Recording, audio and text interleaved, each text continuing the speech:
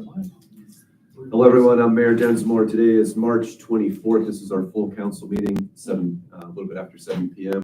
Please stand as you're able to get the started with the Pledge of Allegiance. I pledge allegiance to the flag of the United States of America and to the republic for which it stands, one nation, under God, indivisible, with liberty and justice for all. Thank you. I am a bit congested today. I apologize for that. Mr. Knopf, would you do a roll call, please? Ms. Chesser? Here. Mr. Fisher? Here. Dr. Fisher? Is absent. Ms. Crimer? Absent. Ms. Nail? Here. Mr. Michelson? Here. And I've heard from both Dr. Fisher and Ms. Crimer about not being able to make it this evening. Is there a motion to excuse? Motion to excuse Dr. Fisher and Ms. Kramer. Is there a second? The second. All those in favor? Aye. Without objection, I think that is unanimous. Thank you. Need a motion to accept the agenda. Is there anything that needs to be added to it, or are we good? I move to accept the agenda as written. I'll second it. All those in favor? Aye. Without objection, I take it as unanimous. Thank you. We have a registered person to speak tonight, Ms. Maxine Robinson. Would you please approach and state your name and your address for the record, please? Okay, Maxine Robinson, 2441 Ardmore Avenue, Cincinnati, Ohio, 45237. Thank you. Okay. What brings you before us today? I am here today because I need to know what the ordinance is. I know we have a Gulf Manor ordinance for dogs on a leash. I've been approached a couple of times with my neighbor's dog coming close to me when getting in my car, but I don't know if the dog is going to be friendly or, I mean, he's barking at me, so I don't know what type of mood he's going to be in. And now that I'm a dog owner again, it concerns me because I have my dog on a leash. So I just want to know if there can be a reminder, a flyer with the ordinance out there to say what the rules are. My neighbors, they're new to Gulf Manor. They've probably been my neighbor for maybe 10 years and they don't know. But I never paid attention before. Their dogs have always run without a leash. But now that I have a dog, that's a concern of mine. So. Excellent. Thank you for bringing it to our attention. I like the idea of a flyer that we can remind folks. I was asking on a side if Maxine ever, followed up with the police if there was an issue with like lack of enforcement. I was sure that that wasn't the issue. Right. That we're looking for a mechanism just to educate people so that we can do more of a softer redirection. I really like the idea of a flyer. Do you have any comment? It's really kind of simple. If it's not in an enclosure, it's got to be on a leash. It's that simple. Right. Can't be running at large. And they've ran free forever. Like they've been Yeah. my neighbors for like 10 years. So I never paid attention. Right. To here lately, they have 2 dogs now. The dog has approached me a few times. So and now that I have a dog, I'm concerned like, okay, your dog is not on a leash, but that dog comes in my yard. I have my dog for like 3 months now. So I'm just concerned before it gets out of hand Yeah. that there, so it won't be an issue. Yeah. Right. Yeah. Well, I would suggest probably you would think maybe we could put something on the website, just a reminder. And then if it's an issue, you might want to just call. What I'm hearing is a neighbor's letting dog run. Is that what you're saying? Always, yes. Well, Yeah. that's not, it's not a problem until it's a real problem. If Right, it's a real right, problem, right. bite your dog or bite somebody That's else. what I'm So concerned. you really might want to just call the police and say, look, there's this dog that's been running. Can you guys go talk to the. Do we have any materials on this? If she sticks around for my presentation tonight, we'll answer this question. This very Okay. question will be answered tonight. Wow. She just sticks around Okay, great. to the police Excellent. report. We'll solve that very. Do you have a comment on the idea of a flyer? No, because if we make a flyer for that, then no disrespect to anyone else, and somebody else will want a flyer next week. So let's avoid that. Stay tuned for more. I have a report tonight that will solve her problem. If there's other residents that have similar issues, we've got a solution for that. Okay. Very good. I just had for my resources to call you guys out for the dog, you know what I'm saying? Yeah. They are reminded that it needs to be on the leash, so Yeah. that's my thing. Okay. Prevention. Great. Okay. Thank you. Any other comments? Any other questions? I've gotten complaints from residents about dogs chasing them and things like that. Yeah. So this is definitely an issue in the village. I don't think it would hurt to have some sort of materials that, that we could, if it's one thing if it's just someone coming for this ordinance, education, that ordinance, but it's been a long-standing issue in the village. We've heard multiple issues with dogs and different things going on. I think I would be okay with having some sort of marketing materials where if a resident wanted to come and pick it up, they could throw it in their neighbor's mailbox or something, just so that they're aware, something like that. Don't we still have a newsletter? That's a sword. Yeah. Okay. Sorry, didn't mean to bring that one up. Because I was thinking that'd be the natural thing, but never mind. But yes, like a code or something, something that stands out that Yeah. says that government doesn't Yeah. have an ordinance. This is the ordinance Right. that you're violating, just friendly Right. reminder. Mhm. Yeah. Yeah. All right, great, thank you, Max. Okay, thank you. All right, I have appointment to open council seat on here, that's not correct, right? Yeah, okay. Minutes to be approved, our previous council meeting from February 24th. Has everyone had an opportunity to look at those? Yeah, since some minor Yeah, there corrections. was, I can make those Okay, changes that's afterwards. fine. but- Just like the dates for reference, like if you. Right, that was in, you noticed there wasn't a period? Yeah, he's like the I- 20-something. Yeah, that was my mistake. All right. Any other comments? Do we have a motion to approve? If not, So motion to approve as amended. is there a second? Second. All those in favor? All right. Again, without objection, I'll take that as unanimous. Thank you. Close enough.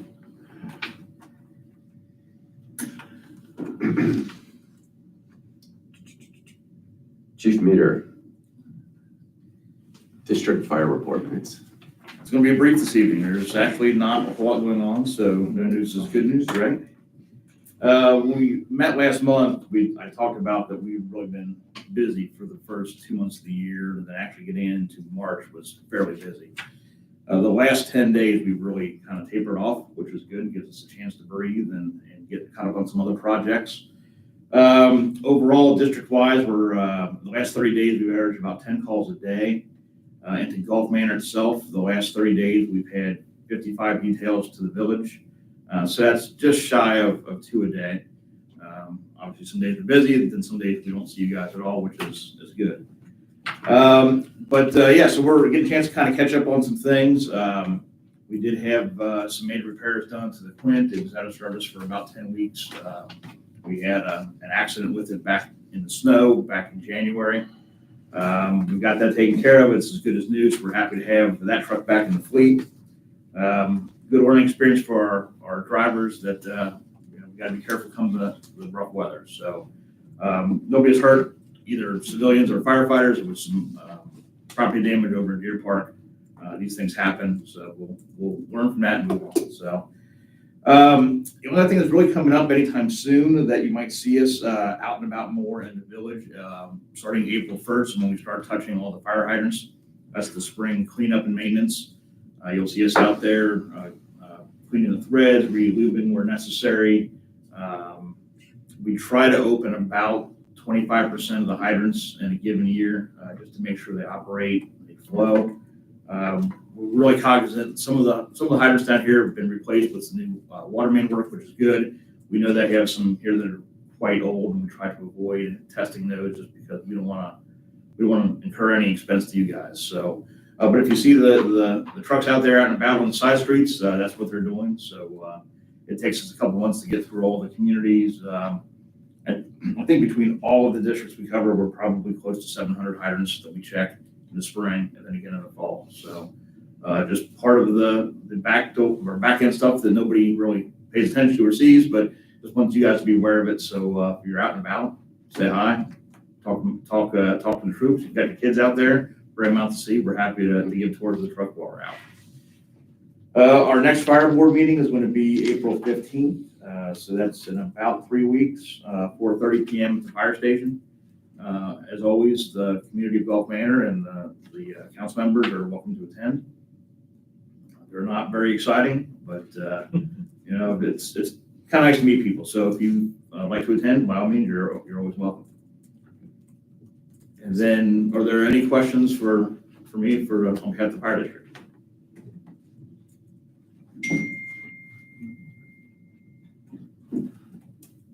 Well, awesome. I left my water bottle over there, so I'm gonna walk over here real quick and grab it. So no more questions for Chief Meter? Okay. All right, well, thanks for having me. Again, as always, if you have questions, you have my contact information, give me a call or give me an email. I'll get right back to you. Thank you so much. All right, thank you. Thank you, sir. Good seeing you. Thank you.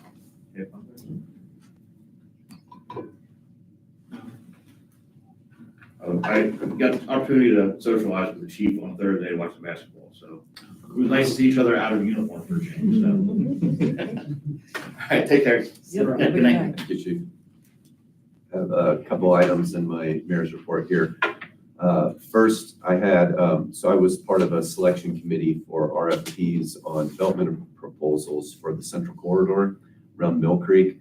This is part of a Reconnecting Communities grant, which was certainly an honor, and there's so much about it that I want to talk about, but we'll have to wait because the official announcement of who we selected for the RFP has not been made by Hamilton County yet. First Suburbs quarterly membership meeting is tomorrow. I'm on the executive board at First Suburbs Consortium. They're the ones actually that got this grant for looking at redevelopment of the Central Corridor. The quarterly, so we have a public meeting quarterly. Our state representative, Cedric Denson, is the speaker. It's tomorrow at 6 p.m. There's food that's provided for that. It's open to the public. If you're interested in meeting Representative Denson, it's a great opportunity to do that. And it's food, it's nice food. Usually there's vegetarian options as well as like lasagna or something. So it's a good event. Look forward to seeing anybody there who's interested in going. I attended the District Advisory Council meeting of the Hamilton County Board of Health. Not every municipality in Hamilton County uses the Hamilton County Board of Health. So Norwood has their own. There's a couple of municipalities in Hamilton County that have their own health board. We as Gulf Manor use the Hamilton County Health Board. So we get to vote on who their board is, all right? And this is their annual meeting where they did that. So I attended that, and we as a body elected or re-elected Dan Malloy for another 5-year term. That's from 2025 to 2030. They also presented, the health commissioner presented the 2024 year in review. And I have both a physical and a digital copy of that. I'll pass the physical copy around, which is this. Be careful because the binder isn't great. And a little summary sheet here. I'll pass that around. If anyone would like a digital copy of it as well, I can send that out to you. Also attended the Hamilton County Commissioner President Driehaus's State of the County address, where she highlighted the work the county is doing. There was a couple council members there as well, which was good to see the turnout for that. I'm very excited to say that we finally have a property map of the properties that the village owns here in Gulf Manor. I forget when it originally came up, but it was a while ago. And what we had was a printout. It wasn't a map. It was just like a list of what the properties were. And then we did have a map, but it was hard to kind of visualize.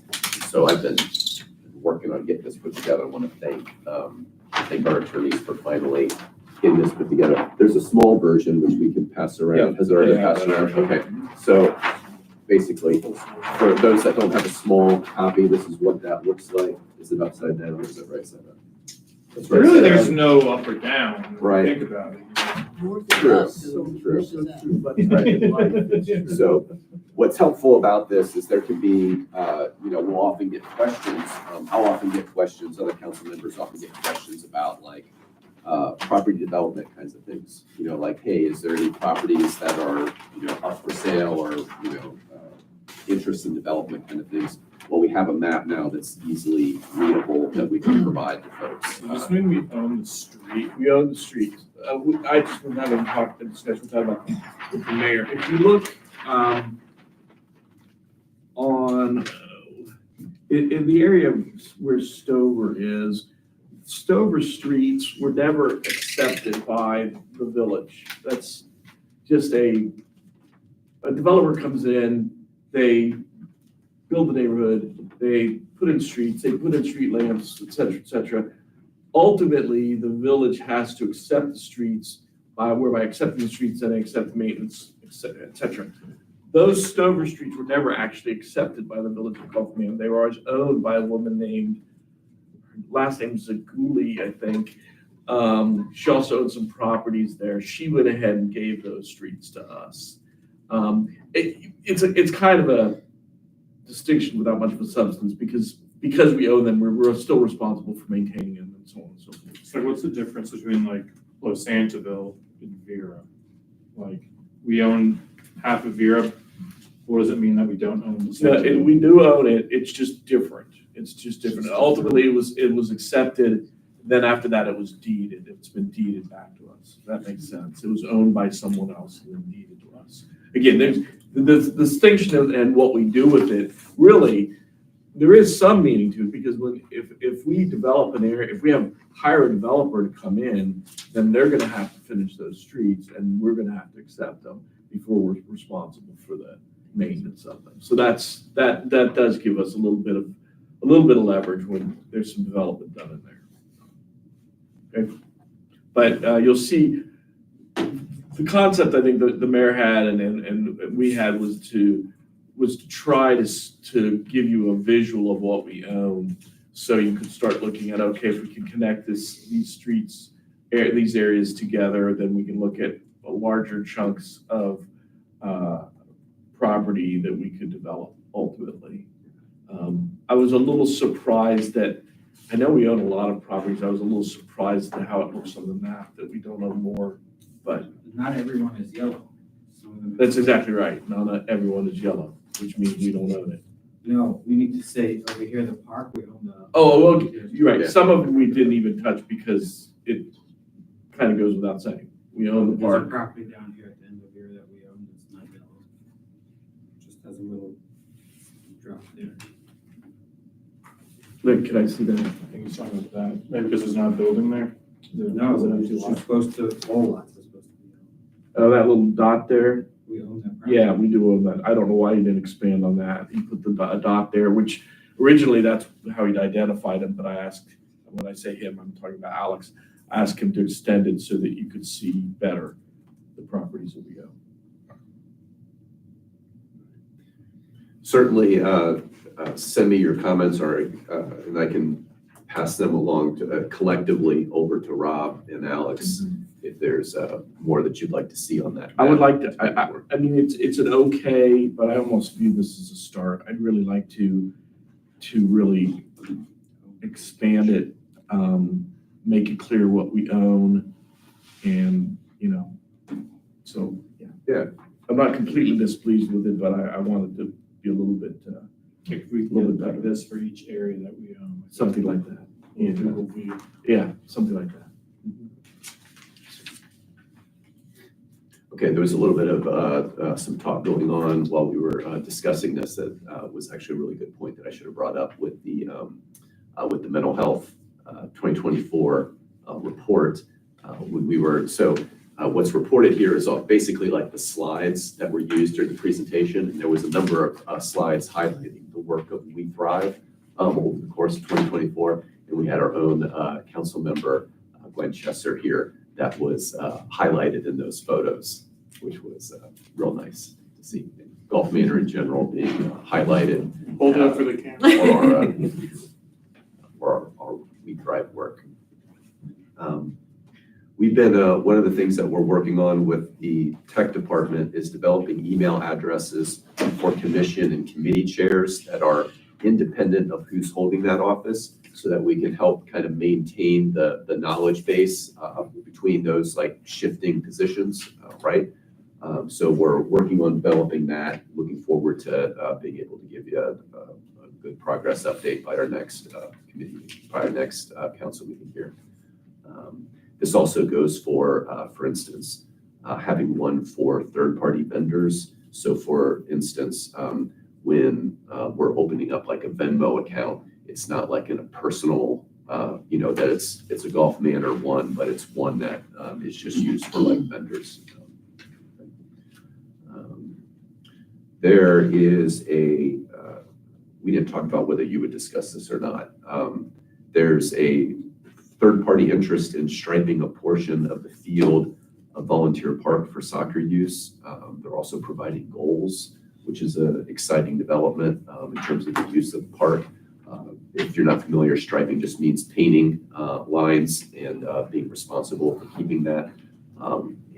So it's a wonderful development for our park, having more kids out there playing soccer. And what's that? Who's doing this? It is a select league. Initially, I was thinking that it was a league that was more like a say league, which is, I don't know how familiar folks are with soccer. So like you'll have, my kids play like with the YMCA, and that's where I coach, is like through the YMCA stuff. A select league is more like, it's not a full team per se. It can be like maybe 7 players and they'll play, or 14 players and they'll play 7-on-7 kind of practices, and then play other select leagues. This particular select league draws from Pleasant Ridge, Golf Manor, Amberley, and I believe they were also saying Bond Hill. Is that correct? Correct, yeah. Correct, yeah. So, and one of the things that makes me happy about them choosing to use our facilities here is that select fees are typically like $2,000 a player. All right, that's what makes it different from like the YMCA, right? Typically you'll have coaches that are former like UC players or former FC Cincinnati players, if you're really going, high end on that. And they'll charge like $2,000 for a kid to be able to play, which that definitely prices me out. I can't pay $2,000 for my kid to play soccer. These guys specifically have their prices at like $200, $250, I think, per player, which is like what the YMCA charges. All right, so their prices for select very, very reasonable, and so very excited. They're a new select team, so they don't have like a lot of age groups. Like basically the way this works is you'll have a team. So you have like say 11-year-olds, all right? And the next year you have 12-year-olds. The next year you have 13-year-olds. There's no more 11-year-olds unless you have other coaches. So they're not a very large league right now. I think they said they had like 3 age groups, all right? I've had so much feedback from the community saying, we want to see more little leagues like we used to see in Golf Manor, right? Whether that be soccer, whether that be baseball, whatever it is. And I see this as a positive step in that direction. So excited about it. Looking forward to further developments with that. Are they able to put like cut-proof nets on the goals they provide after our experience with the shade sales of putting them up in one day, then being cut with box cutters the very next day? Right. So I don't know, I've never heard of a. Yeah, I don't know if it I- exists. right.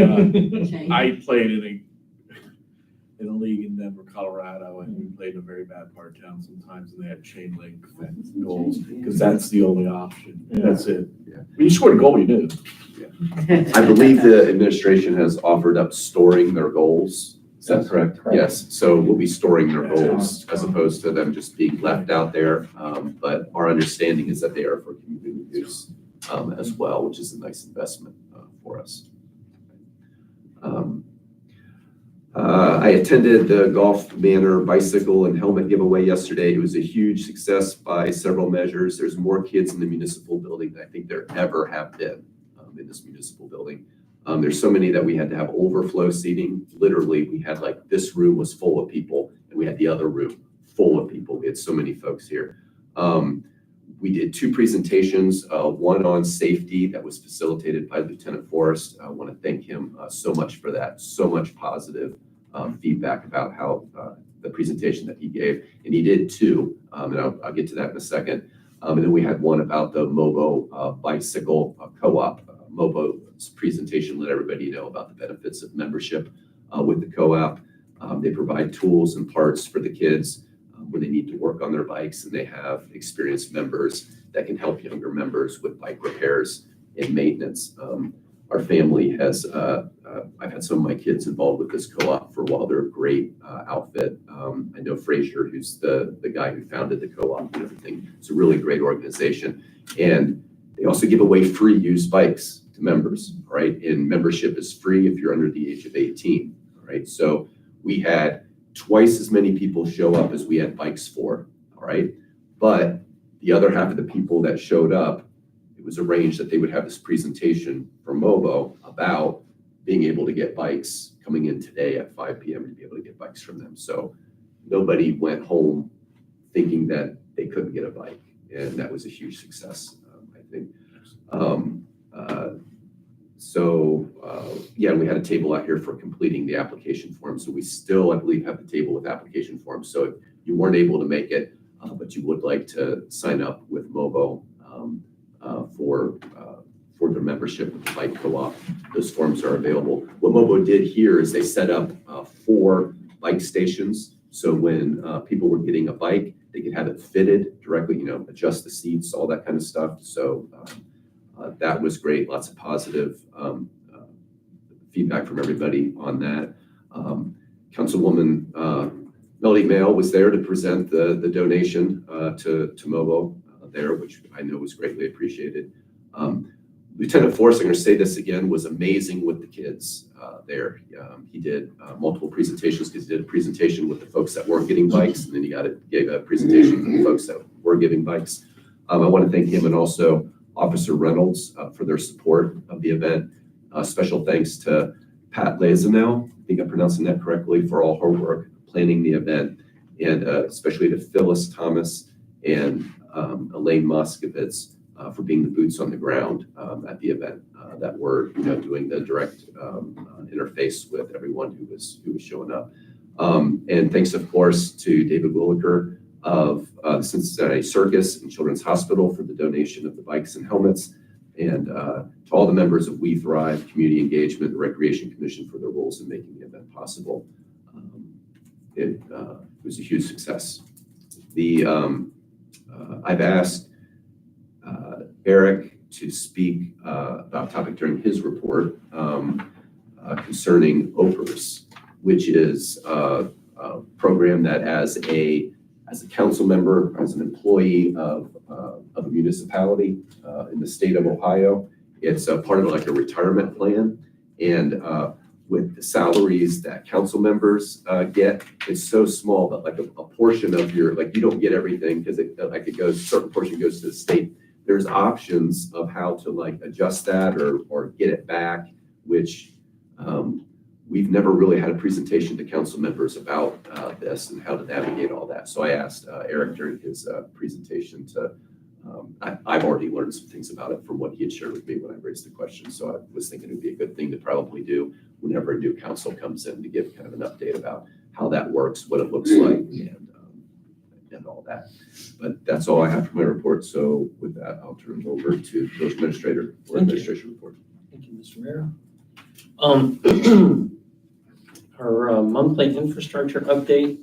This evening in your package, you'll have a recommendation to accept bids from Atleta to do the construction on Yosemite and Ridge Acres.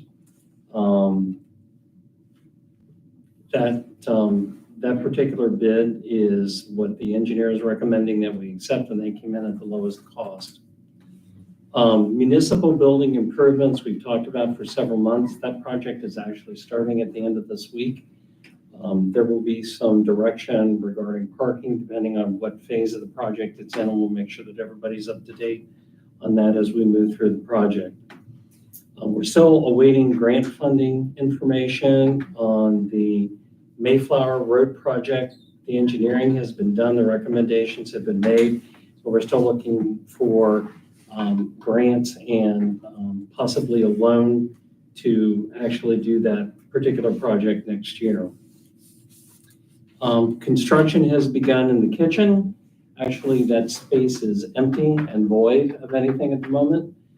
They're working on the infrastructure piece of it, and we're I'm hoping that the kitchen project will be done sometime the end of May, 1st of June. The second floor mezzanine work is not yet scheduled. With the various projects that the maintenance department has that are coming up with spring now, coming out in full force, with all the abatement and grass cutting and things that need to be done, we'll have to figure out what a work schedule for the mezzanine work will look like to get that done, if we'll do that this year. So we'll be in touch with council and with the police department on that project as that moves forward. One of the things, I don't believe I reported on this last month, but the Recreation Commission did successfully complete their background checks. That policy has been implemented. We are looking at making a fine tune with our solicitor, and we'll make council aware of that after that research is done and we have a recommendation.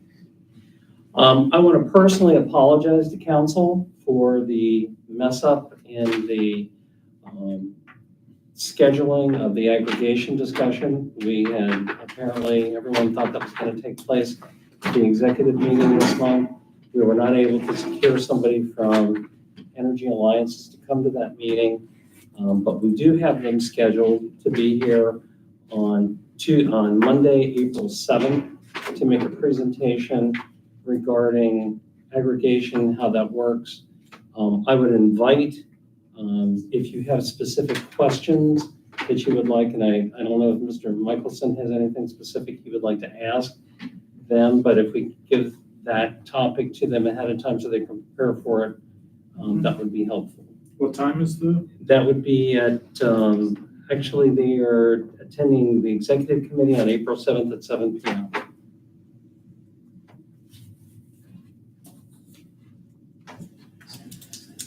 The other project that we have started to work on is bus stop locations within the village. We have representatives from Metro coming to speak with the administration on this coming Wednesday, March 26th, to discuss identification and agreement on location of bus stops within the village. Discussion of the types of seating and shelters that are being used across other Metro communities to see what kinds of things that we could employ here. Funding opportunities and requirements to do that. And then finally, incorporation of strategies to improve our bus stops into short and long-term village road improvement plans. So one of the things that we're looking at is we should be in a position to qualify for doing some major road construction on Lasanaville in 2027. If we are able to do that, there are some ideas that have been kicked around for a couple of years about moving bus stops, and particularly in the Englewood area. If that's something that we wish to do and council has a wish to make that happen, it certainly is something that needs to be included in our planning for whatever Lasanaville might look like in the future. So this is basically a ground discussion to get an understanding where everybody is, make sure that we understand exactly where our bus stops are. We think we have a good idea, but it will be helpful to have. It's also Metro. really tricky. It's not so easy to find them on the Metro's website. Yeah. Yeah. So, I did a census just driving around the village and counting them up, and I put them in a text message. I don't know if I'm going to remember them off the top of my head. Well, correct me if you catch me with an error on it. I counted 5 on Lusanisville, 5 on Weehee, and 2 on Hamel. Where this initially came up is I run the neighborhoods early in the morning, and I would see kids waiting for buses, just pouring in the rain, right? And I'm talking about like the city buses, like for the high school, and everything. And started talking with the administration about, why don't we have, actually, we did start with the administration. At a signing ceremony with SORTA, I got to talk to CEO of SORTA, and we're just like, we're an underserved community, and more than most communities, we use public transportation. We don't have any covered bus stops. And he said, we'll get that fixed. All right, so that's where that started. And administration's working with us to, start that process. So I'm very excited about this. They're coming in the 26th, you said? Like 2 Yeah, days from now? unfortunately, I recognize that that's during the day. I had asked Councilman Michelson to help me in doing this research and everything, and unfortunately, that meeting was happening during the day.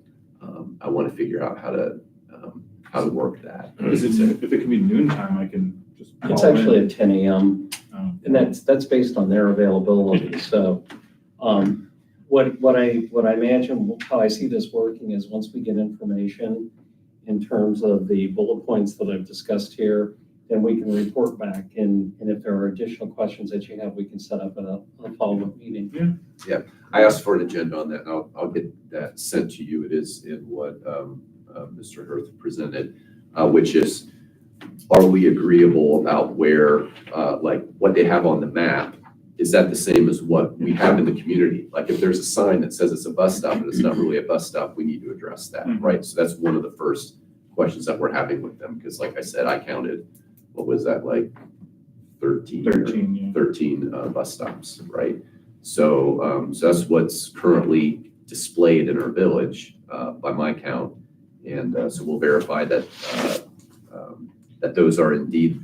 And on Google Maps or whatever it is, I think they have like 30 on here. I counted Right. earlier today in the meeting. Also they'll be giving us, one of the talking points here is giving us a kind of a census of what are the different types of coverings that we can have. I'm sure everyone has seen like the different types that exist around Hamilton County, different types of benches, different types of shelters, that kind of stuff. So we can begin to kind of look at, and that's where I would want more, council and community feedback on, like, what do we want these to look like in Golf Manor, that kind of a thing. And then getting more input about funding possibilities for that. And then finally, if we are redoing Los Santasville, should we look at the opportunities of how to maybe relocate some of the bus stops to make them more kind of user friendly?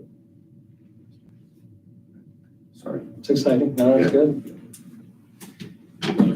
And that would conclude my report. Mr. Prindov.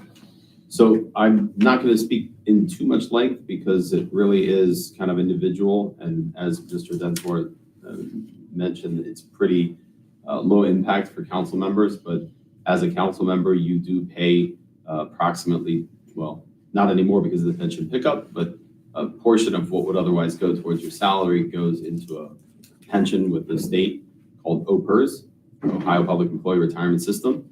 That does work in conjunction with other employment systems in the state. So if anyone has an STRS, which is the State Teacher Retirement System, or OPNF, I think that one is actually significantly more separate. I believe there is one more. But depending on the type of pension that you have, whether you have a self-directed, a member-directed, or whether you have a traditional pension plan, your service to the village does go towards the overall credits that you would otherwise get. It's a little bit less than what even a part-time employee would normally receive, but it is something. I think there was discussion from a former council member who had, after a pretty long tenure with the village, actually cashed out a few, I don't know if it was thousands of dollars, but it adds up every month. It's about $10 to $15 a month that goes into that. So multiply that by 20 years. It's not nothing.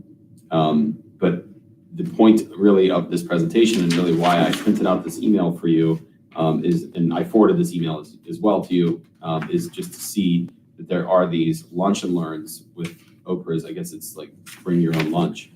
From 11 a.m. to 12 p.m. to 12:30 to 1:30 p.m. And those are listed on here as March 28th, April 4th, April 11th, and April 25th. So if you are so inclined to attend one of those and learn more about your pension, that would be the place to do it. If you do have another pension elsewhere, things become significantly more complex, and I will recommend that you speak to them directly. OPERS does have a call center that you can call directly, and you can get specific advice about your situation. You can ask them about the member directed. You can ask them about the traditional plan. and what your options are there, and how the credits work. I'm not all that familiar with how the credits work because I just know, I know the few things that I know about the Manor directive plan, but that's, a lot of that is also because I've had positions elsewhere where that credit also applied when I worked at doing something for University of Cincinnati. So like I said, anything with STRS often will apply. Was there anything else specific that you were looking? I think you handled that perfectly. Is there any questions for Mr. Primov on it? I really appreciate it. It's more information right there than I knew when I was a new council member. Pleasure. So, Yeah, so this is in your email. If you want to actually attend those lunch and learns, like I said, bring your own. Excellent. Anything else? Your report? Just that we went over the finance packet, and that's pretty much it. I did want to discuss a little bit about the Ridge Acres Yosemite. Maybe I'll save that for when we get to the solicitor's report, just to discuss a little bit where that funding is coming from. Excellent. Thank you, Mr. Primov. Chief Campbell. Thanks. I want to start, I want to recognize, you already did for one thing, Lieutenant Forrest for his assistance. And thank Jamie and Captain Reed for coordinating, getting some of our people there. And also recognize Lieutenant Forrest. You saw the email for him completing Pell. Yes. Did a really good job, and it's a big achievement for him and for the department. Yeah. Could you speak to, and I apologize, I was leaving that for you. Could you speak a little bit more to that so that other folks realize what an achievement that was? And also, I mean, he's not the first one in our department to have achieved that. I know that Captain Reed also is an alumni. Yes, Captain Reed's actually on the board. Yes. He's our resident expert. Yes. But it's a leadership executive program for Ohio law enforcement. It's very vigorous, and you work on it around your work schedule. You did a great job. It's my mayor's court report. For the month of February, total to the village $4,896. Total to the state $1,106.50. $37.50 going to the county for a total of $6,040. That is the end of the mayor's court report. Is there a motion to accept the mayor's court report? Motion to accept mayor's court report. Is there a second? Second. All in favor? Aye. Thank you. And then I also forwarded out the offense activity logs, basically the citations for the month of February. So if anybody didn't see that, there were 29 citations written. Looks like the expired plate was the most common for that month, along with insurance suspensions. Is that what non-compliance FRA means? Yes. Okay. And then I'm still looking at some of the information gathering that's within Sundance. So I found another report to share with you this month for the calls for service for the month. So you didn't see that. The police responded to 350 calls for service. And the various listings, what they responded to are broken down on these 2 pages, which I think is better than the 7 pages from the last one. When it ends in PD, what does that mean? Like AA injury, PD? So a lot of this is generated from the comm center, and our software catches it, farms it. So when they dispatch an auto accident, they'll send the police and they'll also send the fire. So some of these, it's just basically for them knowing, like an abdominal pain, that we were dispatched along with Okay. the fire squad. One auto accident. Yeah, some of these, it's just basically how it was put in, and it's complicated. Any more questions on that? No, sorry, thank you. I'm sorry I'm rushing. I'm excited to let Captain Reed speak on an initiative he's been working on that I think the police department's excited about. I think the residents will be really excited about when they learn about it. I think this council will too. Yeah. So, Captain Reed. Oh, finally. Yeah. All right. Then we hear the peanut gallery. All right, so we are working on an initiative. It's called the Community Impact Team. So what I do at night, usually at like 2, 3 in the morning, is I review all the body cam footage from the day, all the reports, pretty much the assessment of the day, right? No better time than 2 a.m. when I should be asleep. Then at 3 a.m., I have these wonderful thoughts of where have we been and where are we going, right? Well, if you look at the village in a whole, from about the last 10 years, we've gone from very violent crimes, shootings on Christmas Day, to domestic violence involving firearms, to robberies, to now we're transitioning to more of a mental health aspect. We're transitioning to quality of life issues, right? Which is a testament to what we're doing. I mean, we've solved those problems, right? We don't hear that every day. We're not in the news every day. But when we look at the police department as a whole, what else can we be doing? Where can we make the impact, right? We made the impact there. We got that done. It's the everyday issues. It's the car alarm going off at 3 o'clock in the morning. It's the dog charging at you at your car that you feel like is not important to call, but that's impacting your quality of life, right? You live there, you deal with that. That's a big deal, right? So for us, it's a big deal, and we hear that a lot where residents say, "Well, I don't really want to bother you." Okay, well, I'm going to give you a team of people that you can bother. You have my permission, you have my blessing to bother these people. That's what we're here for. We get lost in the day-to-day of just running the calls, solving a problem, and then leaving. Well, the issue becomes, what all did we see when we're on that call that we could actually fix? And it's not that we don't want to, we don't have the time. Well, this team will have the time to basically go to a call and say, hey, we've been here 6 times this month because of your mental distress, right? Your mental health issues surrounding that. What's the issue? Well, I haven't had my medication this month. Well, why not? Well, then we hear the stories like my caseworker or my social worker has basically let me down in some way. Well, if the police department can simply arrange for or transport you to receive your medication, we won't have 6 calls next month. So now that officer that addressed that issue can move on to your issue and then on to another issue that, again, really doesn't meet the criteria of the traditional law enforcement, right? Traditionally, we're here, 30 seconds, we're going to solve your problem. Either you get a ticket or you're going to jail, right? Theoretically, that's not what we want, but that's a synopsis, right? Or we're going to tell you shouldn't do this again, the stove's hot, don't touch it and leave. Well, now we're really going to double down and leave that impact, right? Leave that mark. So we come up with this initiative, and I know a lot of people, when you hear Community Impact Team, you think, oh my God, they're going to write a lot of traffic tickets, they're going to arrest a lot of people, and that's not what this is. This is completely the opposite. In addition to the report that he gives every month, there will be this report as well. And this report won't be exciting. There won't be any revenue generated, there won't be any citations, maybe a few, but this will really be contacts, community engagement. They attended this meeting, or one thing we identified throughout this, because associated with this is a grant that I applied for, the Violent Crime Reduction Grant. Part of that, we identified that domestic violence is a huge problem in Gulf Manor.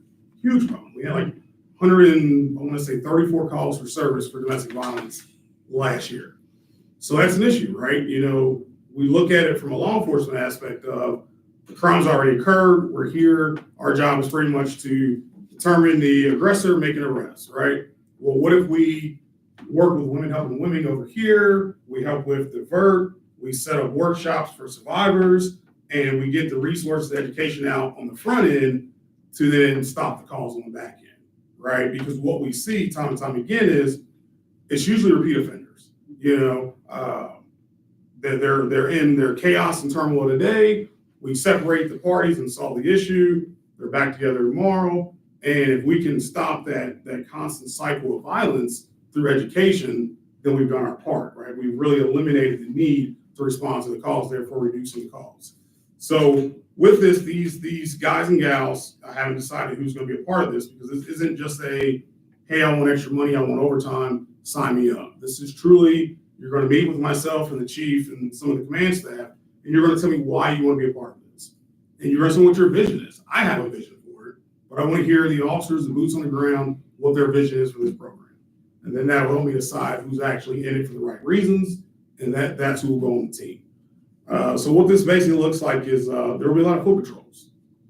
A lot of foot patrols. So our officers, I can sit here and tell you, yes, I want them to do foot patrols, I want them to do bicycle patrols, I want them to do enhanced visibility patrol on your street. Here's the problem. 124 domestic violence calls last year. So while I can come in and say, yes, do this, this, and this, the radio dictates where they go. This team, the radio won't dictate where they go. We all dictate where they go. The community dictates where they go. The residents dictate where they go. So if they are designated or delegated to your street, they will be on your street. And that is the meat and potatoes of it. They will be visible. Visibility is key. Literally, the slogan here is be the change, make the impact. And that's truly what this team is about. They will do traffic enforcement, narcotics investigations. That's a big thing. We get a lot of complaints of narcotics, and that's a very vast topic, right? What you see isn't always what you get. You know, you may think something suspicious, and it's really they came out and just handed a bag of clothes to their friend, right? But an officer can't spend the time that's necessary to investigate that. We can just merely pull up and say, yeah, there's nothing here. We've got to go on to the next call, right?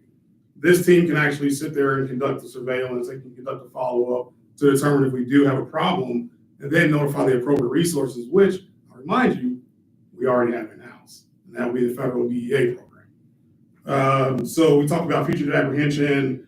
So we do a lot of legwork here. So our officers will say the report. There's a lot of follow-up that's involved in that, and then eventually there's going to be the arrest and prosecution.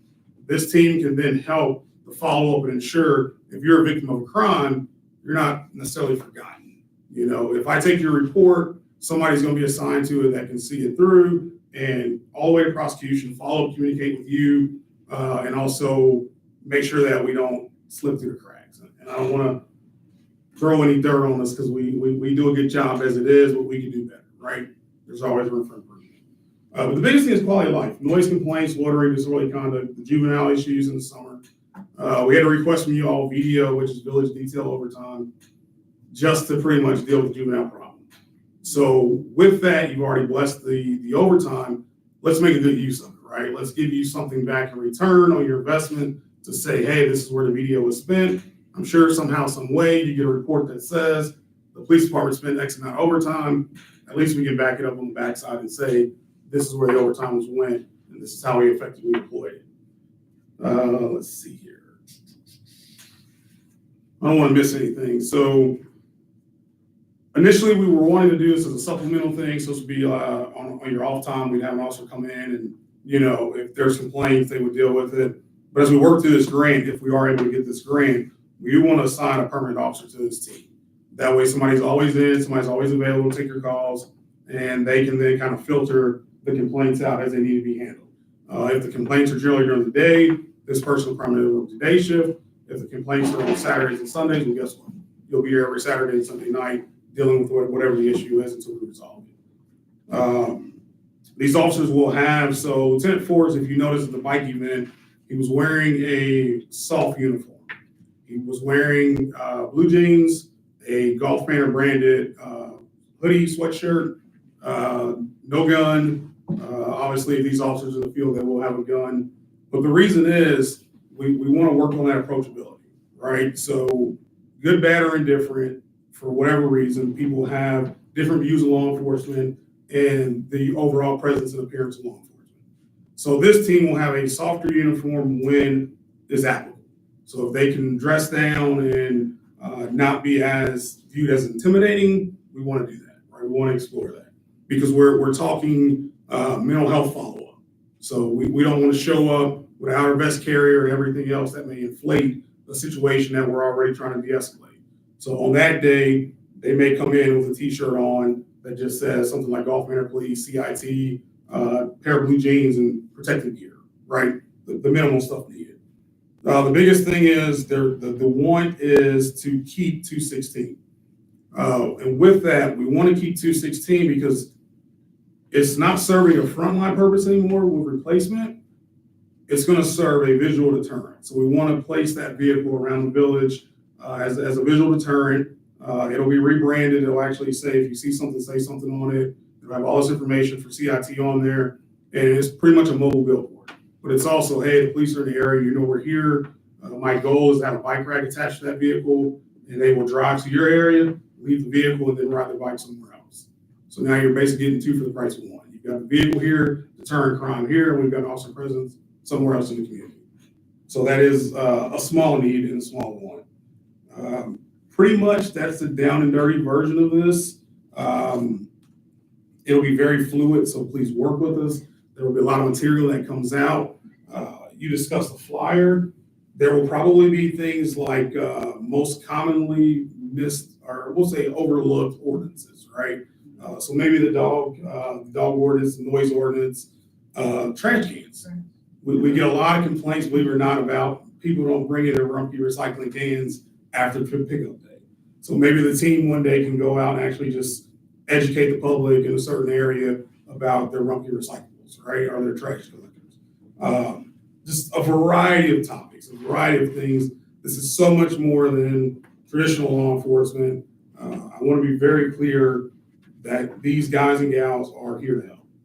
And no issue is too big, no issue is too small. Whatever we can do to truly be a part of the community. There will be a lot of educational pieces to this. So they do have to do some juvenile outreach. We will reach out to Cincinnati Police Youth Services Unit and try and coordinate some basketball games, things like that they do. Obviously, they won't take place here. They'll probably be up at Pleasant Ridge Community Center, maybe Woodward High School, whatever we can come up with those guys. Additionally, we have to do like I said, DV workshops. We have to do some outreach work in the schools as far as trying to get ahead of juvenile issues. I hate to keep harping on the juvenile issues, but that is truly one of our biggest issues when we get to the summer. So we have to figure out how we can get ahead of that. We want to reach out to the Cincinnati Youth Collaborative, maybe find these young folks jobs in the summer. And then if like transportation is an issue, maybe we can coordinate a way to get them from Gulf Manor to their job site with the help of Cincinnati Youth Collaborative. The final piece that I'll leave you with of this is probably the hardest part. If I do acquire the grant, what we want to do is somehow work a part-time social worker into this team. So what that means is when my officers go out and they identify a need or a problem, let's say it's a need for supplemental assistance or childcare or whatever the case may be. We actually had a case here where a young lady was leaving her children home alone at night to work third shift at McDonald's down on Ridge Road. So it's like, that's a crime. You can't do that. But I have a heart and I understand why you're doing it. I still don't agree with it, but I understand it. So let's solve the problem long term. Let's help you get the resources you need. We can connect them with our social worker in-house to fix that problem. So that's a bigger conversation for a bigger day, but that is coming in a part of this whole 360 approach to impacting the community. So that's it for me. That's from a fire hose. I know that was a lot of information. Like I said, I will communicate a lot more as we digress through this. If you have any questions, I'll gladly answer them today if I can. If not, I will get the answer for you and get it back to you. But that's pretty much what we're looking at. There may be an ask later for e-bikes. I've done some research on them, and I'll be honest with you. Honestly, we've got, middle-aged police officers that you want them, to your house in one piece, or you want them pedaling up Sanibel out of breath, then trying to help you. We'll call them St. August all the time. So it's one of those things where the bicycle does take away that vehicle barrier, which helps with approachability. But how approachable am I if I'm out of shape and sweating and everything? And you're like, hey, let me ask you a question. Like, yeah, give me 5 minutes to get my breath, right? So that may be a discussion that obviously I will go through finance first, but that may be the only piece that I can see and ask for later. Everything else, this will happen regardless. Whether we get the grant or not, we will implement this in some way, shape, or form. It's just how big the program becomes depends on the almighty dollar, right? So, but either way, we will make it happen, and that's all I got. Captain Reed, thank you. so much for your presentation. I'm very excited by this. I appreciate so much how much work that you put into researching all this, putting this together. Very exciting. I'd say I don't know when you have the time to do this, but you explained at the front end when that's happening. Yep. All the good work is done after hours. Any other questions for Captain Reed? Can I ask a question? Sure. Okay, 3 questions. Have you all worked, I'm at Schroeder, so a lot of kids, like you said, juvenile problem, they go to Schroeder. Yeah. Have you thought about like visiting school? So that's the Cincinnati Public Schools, so that'll be their youth services unit. So that's what we're gonna start connecting So with they can see them. golf Manor versus CP? Well, we want them to see both. Yeah, we want them to see both, but we wanna really work cooperatively with CPD to actually, because that's their jurisdiction, we don't wanna step on their Oh, toes. okay, I got you. But if we can get their assistance there, maybe we can get ahead of some of the problems that we have here. Because if it's an issue where we find out they're coming home and they don't have supervision or whatever, and we can find after-school programs, maybe to preoccupy them till the parents get home, maybe that's gonna kind of bridge that gap. From the 5 students personally.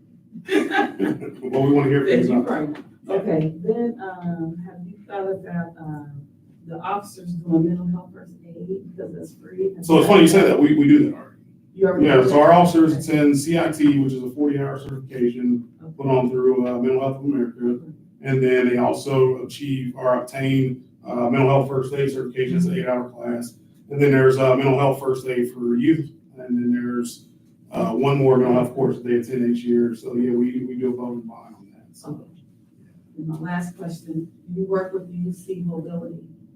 UC Mobile Crisis. Yes, so UC Mobile Crisis, we just actually executed an agreement with them. They are dispatched with us to mental health runs. So they will actually show up on scene. What we're working on, once the mezzanine level is complete, we want to offer them office space here in this building. Yes, ma'am. Thank you again. Thank you. No problem. Later, Reed. We'll see you. Thank you. Thank you. Mr. Butler, solicitor report. There's several pieces of legislation in front of you. I'm gonna go per the agenda. The first is ordinance number 2025-1 regarding court costs for mayor's court. And I'm increasing them $20 for the mayor's court. This was tabled. Yeah, it was tabled. Okay, that's fine. I thought so. I just want to bring it up for the record. The next is ordinance 2025-2, an ordinance to amend appropriations for current expenses and other expenditures for the village of Gulf Manor. I'm not going to read it. That's also not necessary. That was eliminated. The recommendation was not made from finance because that's going to come from somewhere else. Well, okay then. So we can skip. So let's just They're go. gonna just grab it from ARPA instead of the general. I don't care. Thank you. Sorry, I care. No, But we're no. good. Resolution number 2025-10, establishing compensation for the village administrator and declaring an emergency. Now, I know the amount, the 3%. I know I did write, the resolution that I presented didn't have the total amount for him, but then I realized I can figure that out. So I did present a resolution. His total compensation with 3% interest is, for 3% interest is going to be $95,994.96 a year. But I don't know the effective date. And I know that the executive committee had made it retroactive to the date that they had approved it, but I don't know what that date is. And I've inquired and I've not got an answer. So, I believe that's addressed in the executive committee report, is it, or? This current report? Yeah. I don't, But we'll cover it when we get there. yeah, I she was- sent it to me to read. Yeah. I don't remember that. so do you want to hold this until you get the executive committee? I'm thinking in her report, it said that she couldn't find it. Yeah, she's, that's been conveyed to me a couple times. She could not find the date in the minutes. Yeah, she's waiting for the minutes for 8/19, Okay, so that's what it is. because I guess the video might have been. So I'm presuming a request has been put in for those minutes. Yes, that request was made. I'm So we can confused how hold. she didn't receive it yet, but I will look into that. I may be misstating facts here. That was just my understanding, but I could be wrong about that. Maybe the date is in the report. I don't know. When I glanced over the report and my memory was that it couldn't be found. So you could handle this two different ways. You could sit on it and do it next time. It's gonna be made retroactive, so it's not gonna miss out. I'm sorry, it's in the August 19th minutes. I'm very confused why that wasn't, Okay. August 19th is the date of those minutes. So August 19th is the retroactive date? Yes. Is that what you're saying? Okay. So I'm going to amend section Roman numeral 1 and say commencing 8, what's the actual day? The 19th was the day of the meeting, 19, August 19th. 25, 24. 24. Oh, sorry. Yeah, 25. 24. We'll reverse that Very- retroactive. very- Okay. Save those little money. It's everybody's convenience. Okay, I'll amend that, and then, we are declaring an emergency to make it effective basically immediately. But all I need is a majority of the quorum to do that with a resolution. Wow. So initially I need a motion to read by title only. One little piece here for those who aren't clear. This was a salary increase that was agreed upon and is woefully late. All right, so that's why it's trying to be expedited here. We had to find like the details to make sure that the legislation was perfect. It was taking a while to get that all worked out. Is there a motion to read by title only? Motion to read by title only. Resolution 2025-10. Is there a second? I'll second it. All right, any discussion? First, he has to read it. Oh, yes. Well, you gotta vote on the motion. Oh, all those in favor? Aye. Aye. Without objection, I'll take that as unanimous. Resolution number 2025-10, a resolution establishing compensation for the village administrator and declaring an emergency.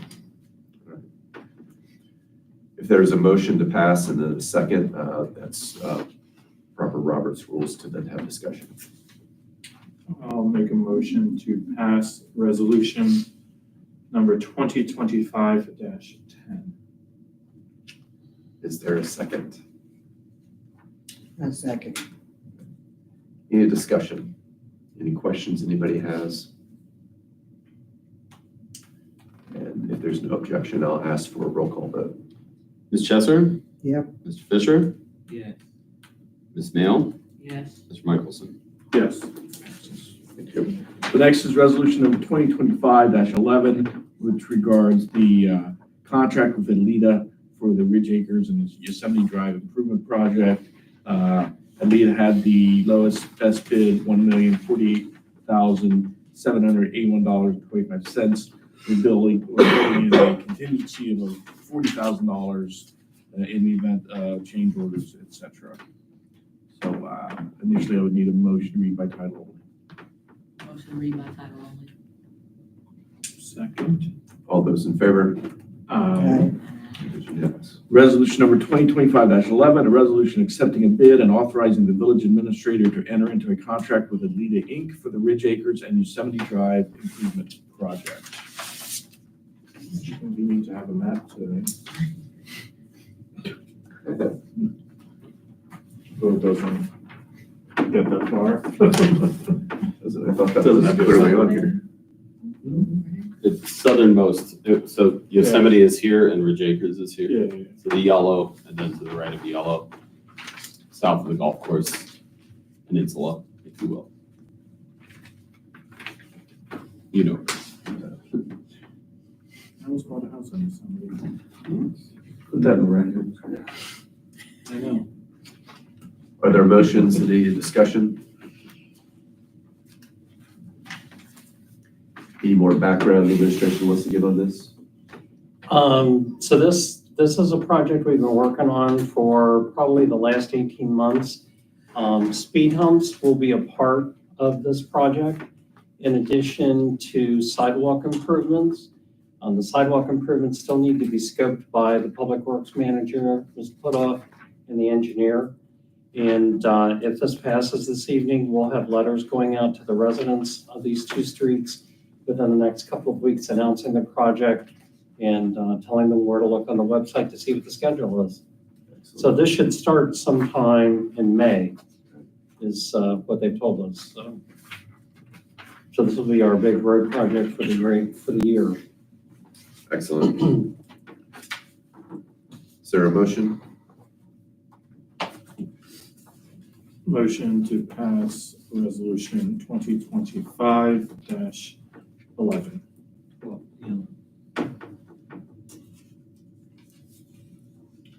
Is there a second? I'll second it. It's Right. 11. Any questions? Any needed discussion? All right, roll call, please. Ms. Chesser? Yes. Mr. Fisher? Yes. Ms. Mayo? Yes. Mr. Michelson? Yes. Excellent, thank you. The next is resolution 2025-12. Resolution expressing council's desire that funds from the new cell tower lease be spent toward completing the walking path. This is expressing the desire of where the funds should go. This was recommended by the Finance Committee. Mr. Fisher, would you like to give a little summary of what this is about for those that do not know? This is for the cell tower. This is the walking Yeah. path, Earmark. the $25,000 bonus, sign-on bonus. Yeah, we got $25,000 for our sign-on bonus for the lease of property from our park for the cell tower. And we felt it was very appropriate to use that money for the park itself, and therefore we want to earmark the $25,000 to help us finish what we had in the park itself. Very exciting development. We've been talking about getting this, On the Walking agenda for path. many years. yes, getting this walking path completed. It was a stroke of genius for our council to recommend that we earmark these funds specifically for that. Appreciate the movement that's occurred on this project. Any other discussion? I think we need it. Do we already make a motion or no? Motion to pass, did we read it by title? I think you read it. but- No, I don't think. Go there was ahead. We a need a question. motion to read by title only. Yeah, second. I said we need a motion to read I by title. just did. I'm sorry. Motion to read by title only. Thank you. Second that motion. All those in favor? Aye. Resolution number 2025-12, a resolution expressing council's desire that funds for the new cell tower lease be spent towards completing the walking path. Excellent. Motion to pass. Resolution 25-12. Second. Aye. With no more required discussion, I'll ask Oh, for sorry. a roll call, please. Ms. Chesser? Yes. Mr. Fisher? Yes. Ms. Mayo? Yes. Mr. Michelson? Enthusiastically, yes. Awesome.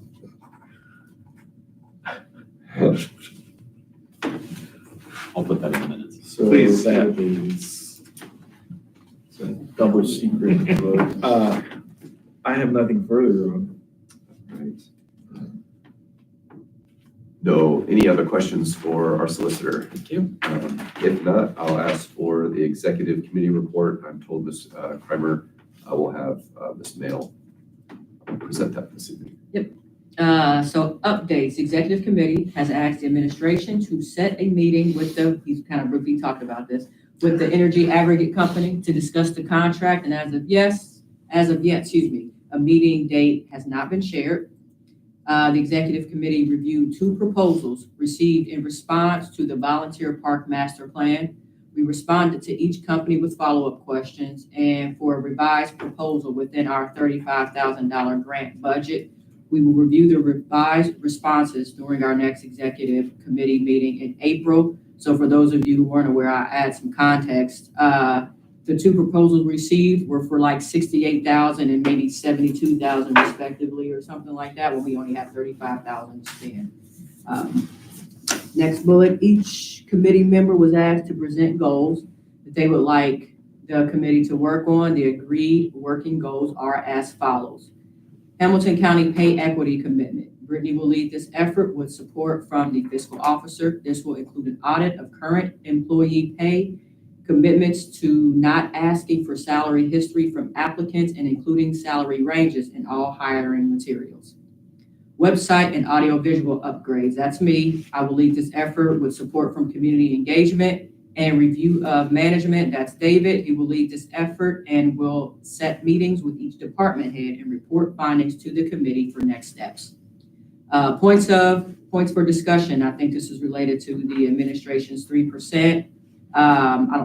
We've already kind of discussed this now or voted on it, but the committee was asked to review meeting minutes to determine when they approved the administrator's 3% pay raise. As of yet, the meeting minutes have not been provided.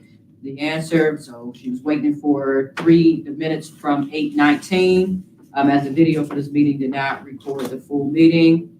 But related, we are still waiting the objectives for the administrator. The mayor and administrator have been working on this since the executive committee finished their review last summer. A 2025 review cannot be completed without agreed upon objectives for the administrator. And this looks cut off. But finally, next steps, meet with the energy aggregate company and determine, and then also review the revised park proposals. And yeah, that's it. Establish next steps for identified goals. Excellent. Any questions? Thank you, Ms. Bell. Planning Commission, next scheduled Planning Commission meeting is Monday, May 5th at 7 p.m. I have a report, I have a lot of reports actually. Okay. I'm delivering a report, Excellent. because we Very did good. meet. Okay. So the latest Planning and Zoning Commission meeting was held on Monday, March 3rd at 7 p.m. And I'll especially thank Butler for helping me with some of the language here. So the Planning and Zoning Commission approved a property for conditional use. An applicant desires to purchase 3 properties within Zone IA.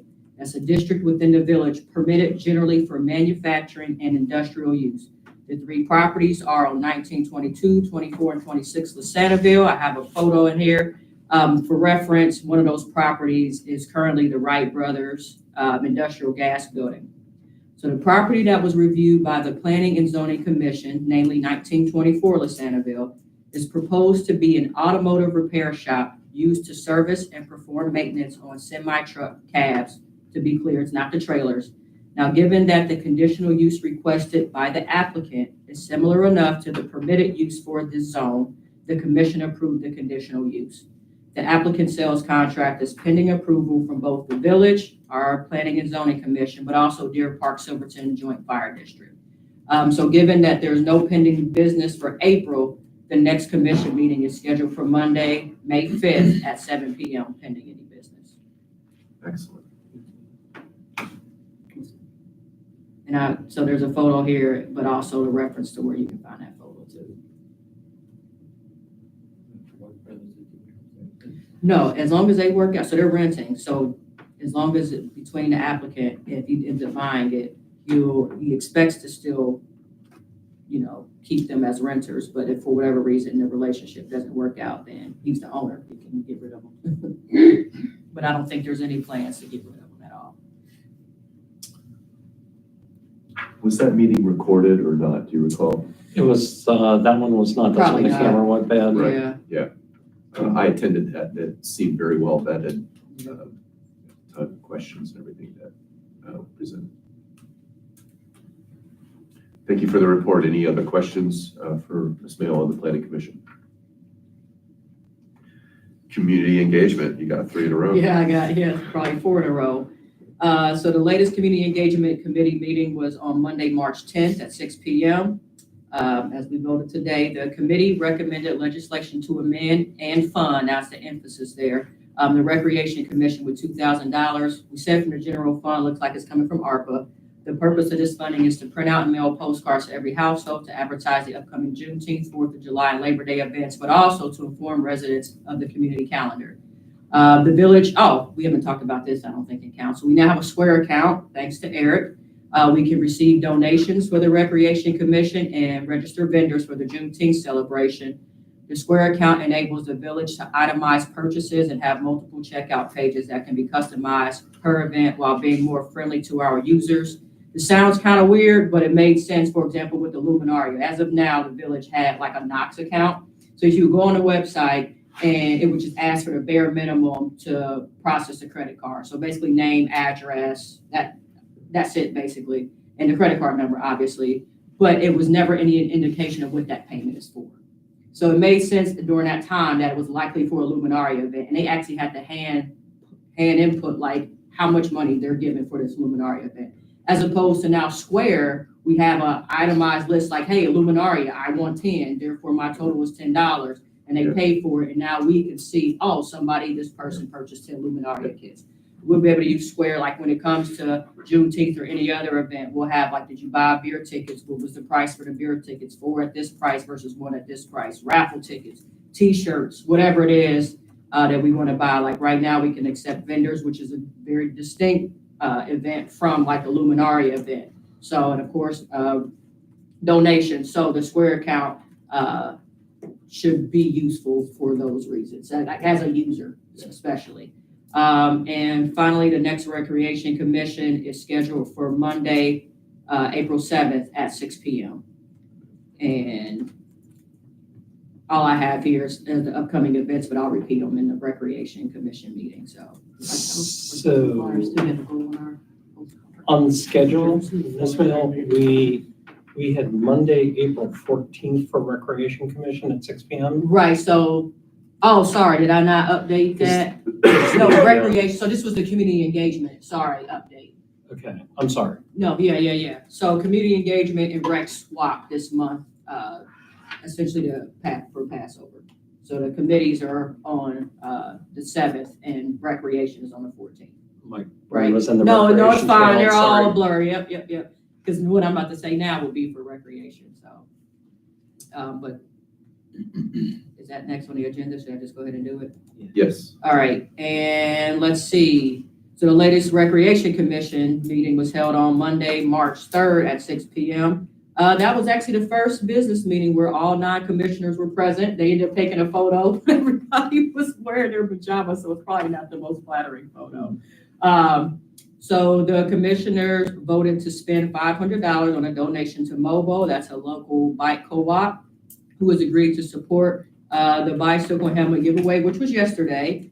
And so yesterday, nearly 35 bikes were donated. And so to note, though, the families who did not receive a bike, go visit Mobo. Mobo will hook you up with a bike for a little bit of sweat equity. They'll teach you how to build a bike. I think people registered yesterday for the membership, and if I'm not mistaken, their membership costs were waived or something too, right? Yeah, it's free if It's you're free under anyway, 18. if you're under Yeah. 18. Okay, Yeah. so and so the next recreation meeting will be Monday the 14th at 6 p.m. And here's why I'll do the plug for the upcoming events. So Juneteenth is Friday the 13th between 4 and 9. 4th of July parade and picnic. So I was advertising the date as the Sunday after, so June 6th. Turns out it's actually, July 6th. Turns out it's June 29th. So take note that the 4th of July event is actually the end of June. And that was decided for quite a few reasons. But the parade will start at Lasanaville at Inglewood, like it always does, at 2. And the picnic will be at Volunteer Park starting at 3. Food supervision will be provided by Cincinnati Kosher. And finally, the Labor Day event is scheduled for Monday, Labor Day proper, September 1. And we've already got a couple of flyers being in draft mode. These will go on the postcards then. So we'll have a Labor Day one coming up. That's being sketched out now. Everyone doesn't made it like from ChatGPT. We gotta check the hands and feet. His feet, legs missing a little, but it looks pretty. Excellent. Any other questions for Councilwoman Mayo? Sorry, that was like 4 updates in a row, but Is got that all the all good information. stuff? Is that all you got? Mister, you have 4 legislations in a row. Mr. Fisher, Finance Report. Finance met tonight, we discussed a bunch of different points. First of all, I want to make a motion to pass the finance packet.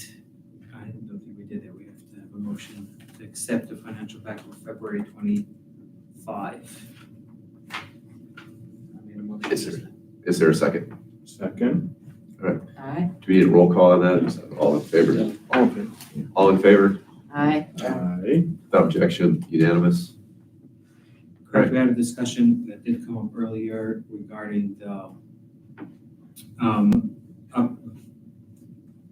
increase in the mayor's court, and that was tabled for further more discussion and more information.